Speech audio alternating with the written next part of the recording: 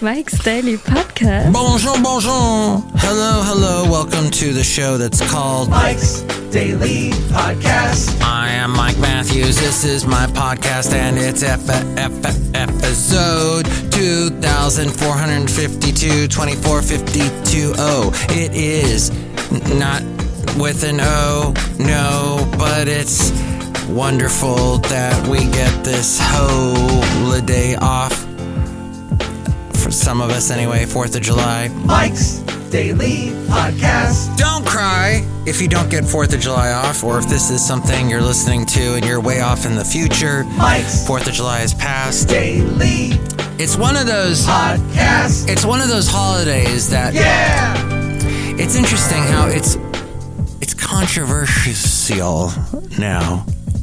Once upon a time, you would say, "Oh, 4th of July, woohoo! Barbecue, parade, flags, remembering those who have fallen." Oh wait, that's more Memorial Day. But, you know, Veterans Day, maybe? But just remembering our freedoms. Because we told England, get out of here. And we were not friends with England. We was mad at England. England was a bad country, taking away our freedoms. And it's so weird because you think England? That's like us, but with interesting accents. But we don't have accents. You got an accent. Okay, whatever.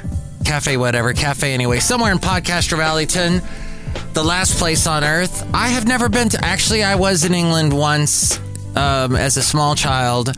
My mom wanted to. She was from Germany. My late great mom. She stopped over in England on our way to Germany. Either we stopped there on the way to Germany or coming back, but I just remember not really seeing England. Not seeing it. So, and here's today's podcast picture. I am a huge fan of just about everything on BritBox and BBC and ITV and Sky TV and everything else out of England. But I have to say that at one time, as a true-blooded, red-blooded American, I guess at one point in our history, we really detested the British. So, that's a fascinating thing, but now we're all friends, right?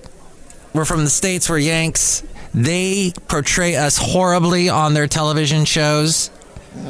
It's true. The late, great Basil the Boxer. And that's a very British name, Basil. Yes, he did. And that was inspired by Austin Powers and the Michael York character. I love British actors. If I meet anybody, ever, any British actor, if I go to England and run into a British actor, I'm going to freak out. I'm just utterly transfixed by British actors. And I'll be watching something, most of Game of Thrones, Harry Potter, they were all actors that if you watched Doctor Who or any BBC shows, you would go, oh yeah, that's so-and-so. That's what's their name. But yeah, we kicked them out of here. It was not a lot of bloodshed. It was a lot of bloodshed. It was not easy. It was not pretty. And that's 4th of July. But hey, if you're American, despite everything that you may dislike about America, you gotta love one thing, and that is our freedom. Oh, but Mike, so many of my rights have been taken away. And okay, but right now you are pretty much free to stop listening to this podcast, go over there and turn on the Kate Bush song. Kate Bush? Now that would be an interesting name for an art. Is there a music artist named Kate Bush? But Kate Bush, on the other hand, Running Up That Hill, huge song right now because of Stranger Things. And I've been talking about that a lot lately, but it's been in my mind a lot lately. And I'm wondering, so that song came out in 85. Here we are in 2022. 8522, that is, let's see how you got to do the math. You got to jump over a millennium, and then you end up with, let's see, so that was carry the 1, multiply by 3. Oh, shoot. Something like 40 something, right? So that, right? The millennial, right? But in essence, what is going to be a song out now that is going to be popular 40 years from now? Just round it down, 40 years. Ava Max, Sweet But Psycho. Oh, this sweet but I'm psycho. Dua Lipa, Break My Heart. Or any other Dua Lipa song. Sia, I'm unstoppable today. Who from now is going to be popular? Lil Nas X? Something from Beyonce? I don't know. The Weeknd is that song. Save Your Tears, or the other one, or Harry Styles, As It Was. Same as it was. Is that going to be popular 40 years from now? Is that going to suddenly make a resurgence? I will be very, very shocked. Well, if I'm alive, I'll be very, very shocked to see that it is. But or maybe Camila Cabello with Ed Sheeran singing Bam Bam Bomb Bomb. I mean, or Kid Laroi. If Kid Laroi, I would be... So Kid Laroi, 40 years from now, 40 years hence, will be remembered. We'll be like, hey, oh, listen to that cool Kid Laroi jam. The Justin Bieber or the Miley Cyrus one, or whoever else he ends up singing with. Is that going to be popular in the future? Tell me! Or is Lizzo? Lizzo, definitely. She'll be popular 40 years from now, I'm sure. But what do you think? 336MM Daily, 3 plus 3 equals 6. MM as in Mike Matthews, Daily as in what this podcast has gotten into doing again. Getting a little bit further and further away from a project. I'm not saying the project is completed, but oh, it's a lot more completed than it was. Same as it was. Same as it ever was. No, not that song. Talking Heads. Is it how do you say his name? Zhu Guanyu? Formula One driver. I'm not up on my Formula One info, but that driver would likely not be alive today if it weren't for the partially closed titanium device that formed a protective layer around the cockpit of his race car. The driver credited the protection device known as a halo for saving his life after a horrific crash during the first lap of the British Grand Prix yesterday as we go outside of Cafe Anyway somewhere in Podcastro Valley, the last place on earth. Speaking of Great Britain, I'm okay, all clear. Halo saved me today. Zhu tweeted Sunday with a selfie. Thanks everyone for your kind messages. One of several drivers involved in the turn one crash, which saw his Alfa Romeo flipping over and skidding across the track before crashing into the fencing. One thing I've learned from watching so much British TV, so many British shows, they always seem to have an episode having to do with car racing. They love the car racing, it seems. The halo, which forms partial protection around the cockpit, prevented Zhu from sustaining serious injuries. He ended up wedged between the tire barrier and catch fencing, which is there to protect fans. The awkward nature of the car's placement meant it took some time to extract him. The George Russell, who made contact with Zhu during the collision, immediately got out of his car once it had come to a stop and ran over to check on Zhu. The rookie, who was the first Chinese driver in F1, was eventually pictured being stretchered away by emergency medical personnel and was later given the all clear after being assessed at the medical center. The Halo was introduced in 2018 and initially was resisted by some drivers, though several have since credited it with saving their lives. The concept leaked in 2015 following the death of IndyCar driver Justin Wilson during a race when his head was struck by debris. A number of F1 and IndyCar drivers have died in similar incidents. It was designed, the Halo, originally by Mercedes-Benz Motorsports, but the FIA took over the development process and began a round of testing in the fall. Other designs were tested, including a similar proposal from the Red Bull racing team.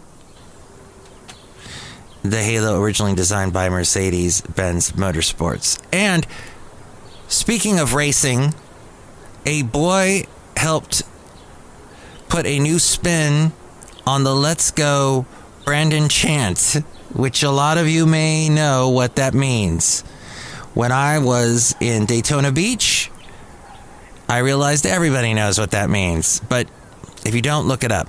Brandon Brown wanted a way to change the narrative behind the Let's Go Brandon message after his first NASCAR victory inadvertently fostered a chant that has been used to insult President Joe Biden.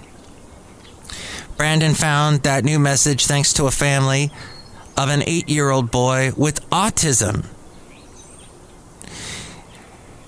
Now, Brandon Brundage of Cottage Grove, Minnesota was, by the way, that last story from MSN.com, and then this story from MSN.com, and an article from AP, the AP.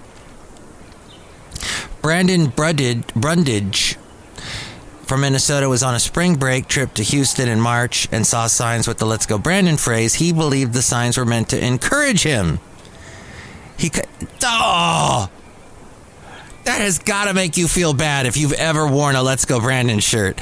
He consequently started trying activities he'd never attempted before, such as learning to swim. And he removed the training wheels from his bicycle. His mother, Chely Brundage, used that story to write a children's book entitled Brandon Spots His Sign. Now, Brandon Brown had the cover of Brundage book on the hood of his Camaro for his Xfinity Series race at Road America this past weekend on Saturday. To have this come through was like that breakthrough moment for us, Brandon Brown said. This can be positive, this can be good. It doesn't have to be hateful or divisive. The Crown at Talladega Superspeedway in Alabama, if you ain't first, you're last, chanted the more colorful way of saying what they don't like about Biden. During the winner's post-race interview, NBC Sports reporter Kelly Stavast incorrectly told Brown the fans were chanting, "Let's go Brandon." That happened last October during Brandon's first career NASCAR victory. From that point on, it's been a hateful way for people who are critics of Biden to say that they don't like Biden. And Brandon Brown unintentionally found himself in the middle of the firestorm that surrounded these chants. He says, "I've just been hopeful that I could make it a positive.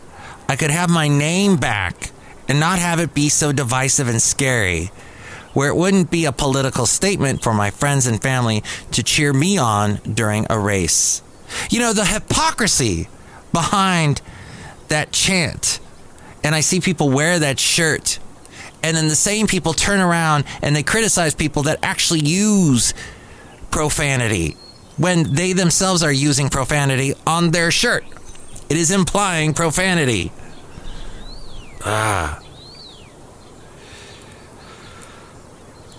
Chely Brundage, the mom of Brandon Brundage, said, "I am sorry for what you went through all of this past year," she said to Brandon Brown. "I know it's been horrible, but I'm so glad it happened because this child would not have this breakthrough. He still would be afraid to ride his bike without training wheels. He's literally walking up to kids and passing out this book. He would never have done that before." Outside a cafe anyway, somewhere in Podcastro Valley, the last place on earth, look who's here. Hello, Michael Masters, Madame Rootabega, and I like to race. Ooh. You like to race all kinds of cars, and you like to set off fireworks? Yes. And you like to eat that weird American salad, the one that's got heaps and loads of mayonnaise and strawberries and I think ham? Yes. And you also like to eat bread? No. Yeah. What is that salad, that July 4th salad? I'm going to look it up. I'm going to look this up, everybody. Let's see. We've got the 4th of July fluff salad. Is that it? No. Oh, that's it. The Jell-O salad. That's what I'm thinking of. The easy layered 4th of July Jell-O salad. There's all kinds of crazy layered Jell-O salads. Wow. I love that about America. Ain't that America to you and me? Oh, good old John Mellencamp. When he finds out a Republican wants to use that song, he's like, wait a minute now. You know what the words are. You know what that song is really about, right? I wrote that when I was not happy with Reagan. Look who else is here. Hello there, Mike. This is Valentino, the parenting attention. And it's Bison Bentley. Mike, we think that Harry Styles will be just as popular 40 years from now as he is today. Yeah, he'll be in his 60s and he'll have a hit song. Yeah. Do that? I did not know that. Wow. Madame Rootabega, is that true? Because you can see into the future. Yes, it's true. Also, Zohan will be a big movie. No, it won't. It will not make a resurgence. Don't mess with the Zohan. I watched that last night with my lovely lady friend. She had never seen it. And she said to me, rather calmly, this movie has not aged well. It came out in 2008. And the leading actress in that, the romantic interest of Zohan, played by Adam Sandler, she is now in that Superman and Lois TV show. But Adam Sandler, he plays some kind of... He fights terrorists. He's like a soldier with the Israeli military, I think. And then you've got John Turturro, who's some Palestinian soldier guy. They fight. It's very out there, and it's just not to be taken seriously. But you've got Rob Schneider, the father of Elle King, X's and O's, and that... Oh, she had a big hit with that song with Miranda Lambert, the I'm drunk and I don't want to go home. I think that song. But Rob, her dad, is in brownface. Yes. That's kind of bizarre. This movie has... Plus just the way it treats women overall. Older women, younger women, everybody gets... Wow. Women not... They're just these objects... Not very cool, Adam Sandler. However, my lovely lady friend did laugh at a lot of scenes.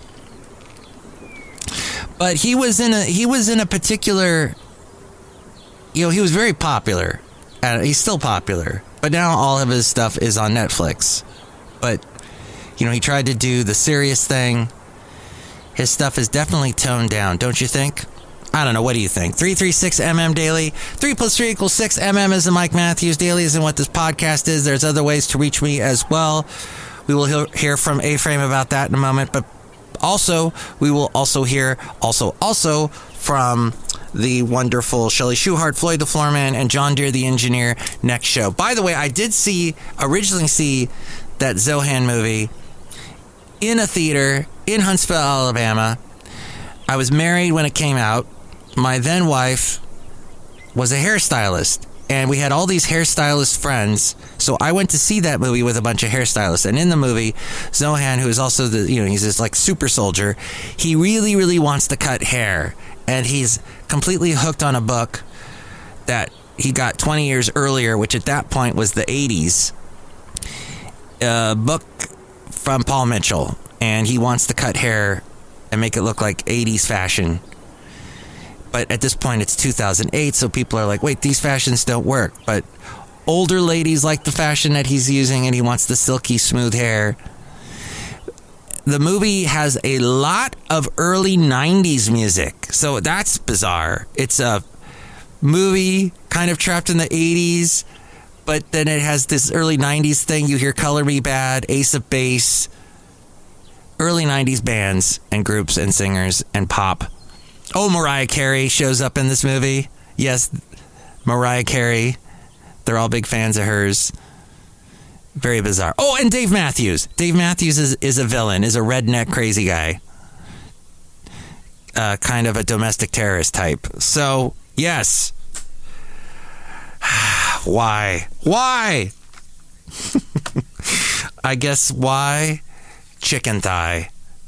Maybe have a barbecue chicken thigh today or not.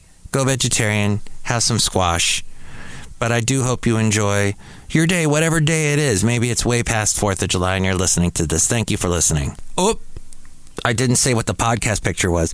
It is going to be of something from this date, but a year, maybe 2 years, maybe heck, we might go 10 years back. Who knows?